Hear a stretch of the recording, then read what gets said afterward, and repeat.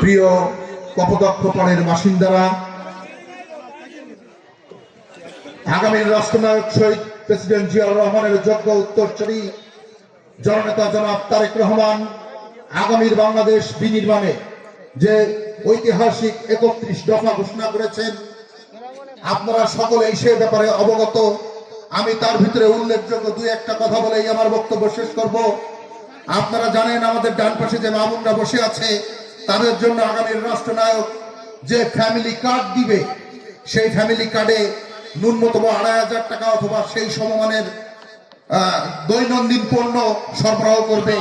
কৃষকদের জন্য প্রত্যেকটা ইউনিয়নে শস্য সংরক্ষণের জন্য যে কোল্ড নির্মাণ করা হবে এবং যে স্বাস্থ্য কার্ড দেওয়া হবে, স্বাস্থ্য সেবা নিশ্চিত করার জন্য তারেক রহমানের যুগান্তকারী পদক্ষেপের ভিতরে বাংলাদেশের যত ক্লিনিক স্বাস্থ্য ব্যবস্থা আছে, বেসরকারি স্বাস্থ্য সেবা ব্যবস্থা আছে, তার সাথে সরকারি ব্যবস্থাকে একীভূত করে সরকারি বিধি ব্যবস্থায় সরকারের যে খরচে আপনারা স্বাস্থ্য সেবা পেতেন, সেই সেবার মধ্যে দিয়ে বেসরকারি সেবাও আপনারা পাবেন।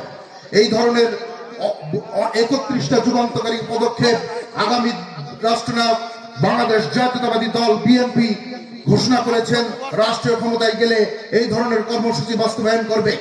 কাজেই কেশবপুর থেকে ধানের শীষের প্রতীকের কাণ্ডারি জননেতা জনাব আবুল হোসেন আজাদকে ধানের শীষে ভোট দিয়ে তারেক রহমানের সেই আগামীর বাংলাদেশ বিনির্মাণে আপনারা সহায়তা করবেন। আজকের অনুষ্ঠানের প্রধান অতিথি থেকে একটা দাবি রেখে আমার বক্তব্য শেষ করব। আমরা যে মঞ্চে সভাস্থলে দাঁড়িয়ে আছি, তার পিছনে কপোতাক্ষ নদ তার অতীতের চিরচেনা ঐতিহ্য হারিয়েছে। নদীর চিরচেনা নাব্যতা ফিরিয়ে আনার জন্য আগামী জাতীয় সংসদ নির্বাচনে আপনি যদি জাতীয় সংসদ সর্বোচ্চ নির্বাচিত হন এবং এই অঞ্চলের এই জনপদের মানুষ যদি আপনাকে ভোট দিয়ে জয়যুক্ত করে, এই কপোতাক্ষ নদের নাব্যতা ফিরিয়ে এই জনপদের মানুষের কৃষিতে আরো উর্বর ফসল ফলে আত্মনির্ভরশীল হওয়ার সহযোগিতা করবেন। আল্লাহ হাফেজ। বাংলাদেশ জিন্দাবাদ।